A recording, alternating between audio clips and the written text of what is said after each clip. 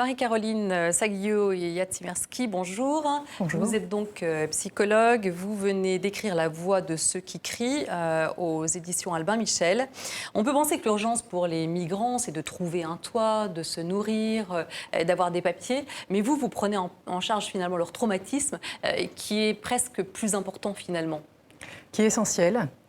Les personnes qu'on reçoit donc, dans cette consultation de psychotraumatisme dans le cadre d'un service de psychiatrie du professeur Thierry Bobet à l'hôpital Avicenne est un service qui reçoit effectivement des demandeurs d'asile, des sans-papiers, quelquefois des réfugiés, qui n'ont plus les moyens psychiques de faire face, qui portent une violence interne extrême, qui est le fruit des violences, donc des tortures, des viols, de l'ensemble des séquelles finalement qu'ils ont rencontrées dans leur pays, quelquefois dans les pays de transit, et qui ne leur permettent plus finalement de renouer avec le quotidien tant ils sont atteints psychiquement par ces violences. Vous racontez l'histoire de plusieurs personnes, dont cette Guinéenne que vous prenez en charge actuellement, donc qui était partie avec ses enfants et qui a dû les laisser en route. Donc on imagine que la vie, effectivement, a du mal à continuer. Oui, les personnes qu'on reçoit dans ce service sont des personnes qui ont dû partir. Elles ne parlent jamais de gaieté de cœur, c'est ce que vous expliquez aussi. Jamais de gaieté de cœur. Une obligation, une nécessité vitale. Voilà, il est très important de revenir sur cette idée, c'est-à-dire que les choix sont des choix forcés. Il a fallu partir parce que la violence était telle, la menace était telle, ou parce que des problèmes intrafamiliaux, des violences internes ont obligé ces personnes à partir. Donc vous prenez le cas de cette Guinéenne que je reçois actuellement, qui, face à une famille paternelle qui exige l'excision de ses enfants, une excision qu'elle elle-même subit et qui continue à la faire souffrir, décide de partir avec deux de ses filles, une petite et la grande qu'on souhaite faire exciser de 14 ans, va donc traverser les frontières, traverser la Libye, et on sait aujourd'hui ce que ça veut dire pour une femme, et pour un homme d'ailleurs, mais elle va effectivement subir un ensemble de violences extrêmes, lorsqu'elle arrive finalement pour pouvoir traverser la Méditerranée au port, les passeurs ont pris sa fille, elle ne la retrouve pas.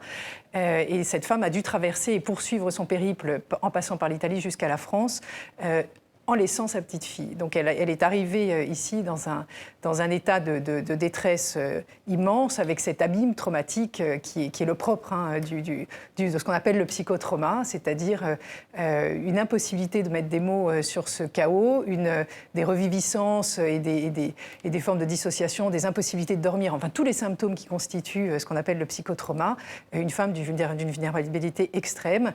Et c'est avec ces patients qu'on essaye de renouer finalement, renouer plusieurs choses. D'abord, leur capacité à reprendre pied et à reprendre le fil de leur histoire. Et puis, les réinscrire aussi socialement, parce que le lien social est souvent coupé pour des personnes qui ont été trompées, pour des personnes qui ont vécu de telles violences. Alors, ce que vous expliquez aussi, c'est que pour ces personnes, c'est plus difficile. Ces personnes qui ont été malmenées par d'autres personnes, c'est-à-dire que là, ils sont passés de l'autre côté de l'humain. Donc, l'idée, c'est de leur redonner confiance. Absolument. On travaille avec des personnes pour lesquelles le trauma est un trauma intentionnel. Et un trauma intentionnel, ce n'est pas seulement un accident, ce n'est pas seulement un grand accident, un incendie, ou même le tremblement de terre d'Haïti. On a reçu beaucoup de patients du tremblement de terre d'Haïti, d'ailleurs.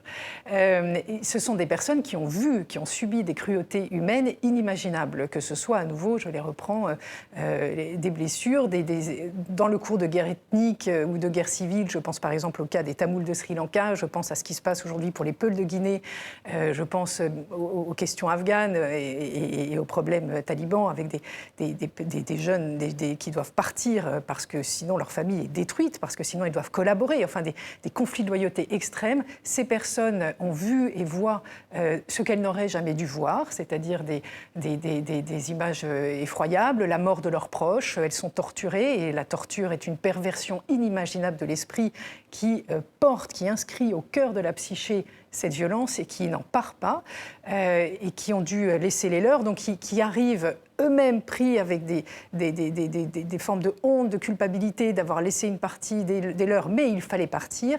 Et c'est donc ces personnes-là qui arrivent en grande détresse psychique, et qu'il faut pouvoir, à côté d'un travail bien sûr social, puisqu'elles sont souvent dans des formes de précarité extrême, pouvoir accompagner. C'est-à-dire qu'en fait, il faut les remettre sur pied pour qu'ils puissent se présenter à l'OFPRA et obtenir des papiers.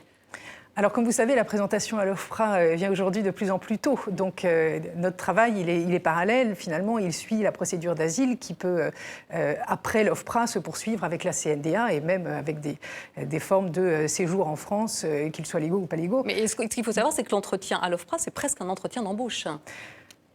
Alors, c'est en tout cas un entretien où on va demander à la personne de fournir un récit vraisemblable et cohérent. Or, là, il y a un paradoxe extrême, c'est-à-dire que le trauma est précisément ce qui va empêcher psychiquement une personne de revenir sur un événement qui a effracté, brisé sa capacité de cohérence et son récit personnel. Donc, on va lui demander, dans un cadre qui reste un cadre très formaté et qui est un cadre qui peut faire peur aussi à une personne qui ne sait pas ce que c'est que ce cadre, qui va le confondre quelquefois avec un interrogatoire, pour des personnes qui ont subi des interrogatoires violents, par exemple. On va lui demander de faire état de son histoire, ce sur quoi elle ne veut précisément ou elle ne peut pas psychiquement revenir. Et donc, on va nécessairement avoir des formes de trous de mémoire, ce qui est un grand classique dans le trauma. La mémoire est extrêmement atteinte. La chronologie est atteinte. Ça ne sera pas cohérent, ça ne sera pas vraisemblable. Pour se protéger lorsqu'il s'agit, par exemple, culturellement de choses qui ne peuvent pas être dites, lorsqu'une femme, par exemple, a été violée, et violée dans des conditions effroyables, des viols collectifs organisés, etc., elle ne pourra pas, face à un inconnu, dans une autre culture, s'exposer. Pourquoi ? Parce que c'est une mort psychique. Donc, elle va effectivement emprunter des récits, se taire, et là, le risque est énorme, se taire dans un entretien où on a besoin, finalement, d'éléments, de preuves pour vous permettre un droit de séjour. Donc, il y a ce paradoxe très fort qui fait que la personne traumatisée n'a pas les moyens psychiques de répondre à ce qu'on lui demande. J'ose espérer, aujourd'hui, quand je vois ce qui est mis en place à l'OFPRA, que cet élément du psychotrauma est de plus en plus entendu par les officiants de protection qui ont à recevoir des personnes traumatisées. Merci beaucoup Marie-Caroline Saguillot-Yatsimerski. Je rappelle le titre de votre livre, La voix de ceux qui crient, un ouvrage à lire absolument pour comprendre la question de la migration. Merci beaucoup. Merci à vous.